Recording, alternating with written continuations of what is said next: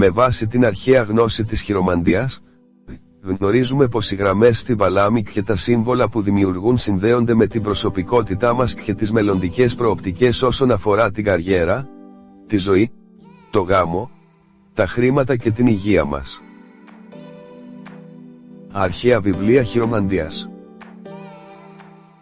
Αυτή η δημοφιλής αρχαία πρακτική που προλέγει το μέλλον μέσα από τη μελέτη της παλάμης, έχει τις ρίζες στην Ινδική, Ινδουιστική Βεδική, αστρολογία.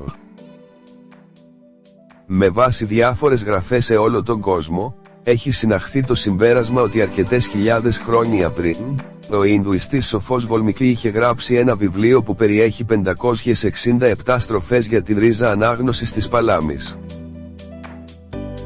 Η προέλευση ανάγνωσης της παλάμης. Πιστεύετε ότι από την Ινδία, η γνώση και η πρακτική της χειρομαντίας εξαπλώθηκε σε όλο τον κόσμο, μέσα από την Κίνα, το Θιβέτ, την Αίγυπτο, την Περσία και σε πολλές άλλες χώρες της Ευρώπης. Ελληνική αστρολογία. Λέγεται επίσης ότι ο Έλληνας λόγιος Αναξαγόρας, κατά το χρόνο του γύρω από την Ινδική Υποήπειρο έμαθε τη χειρομαντία και στη συνέχεια μοιράστηκε τη γνώση του με τον Ερμή.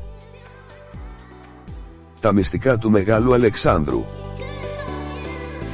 Ο Αριστοτέλης βρήκε την πραγματεία σχετικά με το θέμα της χειρομαντίας σε ένα από τους βωμούς του Ερμή, το οποίο στη συνέχεια παρουσίασε στο Μέγα Αλέξανδρο.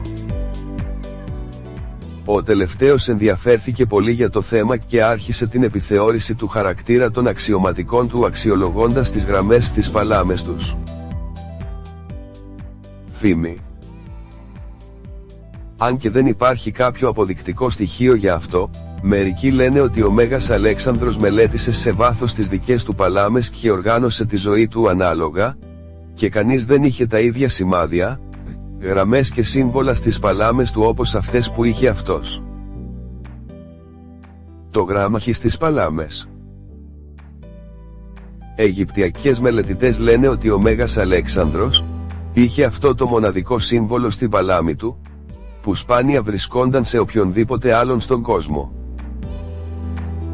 Τον τελευταίο καιρό, μόνο το 3% του συνολικού πληθυσμού φέρεται να έχει ακριβώς το ίδιο σημάδι στη παλάμη του το σύμβολο Χ. Ερευνητική μελέτη σχετική με τη χειρομαντία. Προκειμένου να προσδιοριστεί η αξιοπιστία του ισχυρισμού αυτού, το Πανεπιστήμιο STI της Μόσχας διεξήγαγε πρόσφατα μια έρευνα και αποκάλυψε ένα έγγραφο σχετικά με το θέμα του συμβόλου Χ στις παλάμες και κατά πόσο αυτό συνδέεται με τη μοίρα των ανθρώπων που το έχουν. Σημάδι ενός μεγάλου ηγέτη. Το Πανεπιστήμιο συνέλεξε και ανέλυσε τα δεδομένα πάνω από 2 εκατομμύρια ανθρώπους, τόσο ζωντανών όσο και νεκρών, και κατέληξε στο συμπέρασμα ότι οι άνθρωποι που είχαν το γράμμα Χ και στις 2 παλάμες, είτε είναι ηγέτες ή είναι πολύ δημοφιλή άτομα στην κοινωνία, και όλοι τους θυμόμαστε για τα μεγάλα πράγματα που κατάφεραν και έκαναν. Οι άνθρωποι που έχουν και το σύμβολο Χ στις παλάμες τους. Από τα σπάνια άτομα που είχαν αυτό το σύμβολο, ήταν ο μεγάλος Έλληνας αυτοκράτορας Μέγας Αλέξανδρος και ο πρόεδρος Αβραάμ Λίνκολν. Και άλλο ένα πρόσωπο που έχει αυτό το σύμβολο και είναι ζωντανό και είναι δύσκολο να το αγνοήσουμε είναι ο Ρώσος πρόεδρος Βλαντιμίρ Πούτιν. Κληρονομιά. Όσοι έχουν το σύμβολο Χ και στις 2 παλάμες τους, είναι άτομα που τα θυμόμαστε για πολύ καιρό ακόμα και μετά το θάνατό τους. Και αυτοί που το έχουν μόνο στη μία παλάμη είναι εξαιρετικά επιτυχημένα και διάσημα πρόσωπα. Χαρακτηριστικά της προσωπικότητας των ατόμων με το σύμβολο Χ στη παλάμη τους. Αυτοί οι άνθρωποι έχουν μεγάλη έκτη αίσθηση ή διαίσθηση. Ήδη αισθάνονται τον κίνδυνο και την απιστία από την απόσταση του ενός χεριού.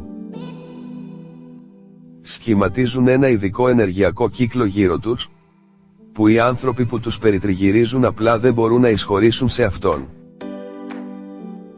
Σε περίπτωση που κάποιος τους πει ψέματα, τότε απελευθερώνεται η χειρότερη πλευρά του εαυτού τους.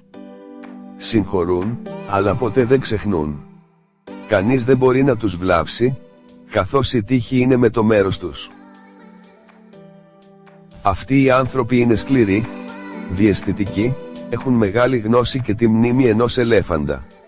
Προσαρμόζονται και δεν κάνουν φασαρία για τις αλλαγές που γίνονται γύρω τους.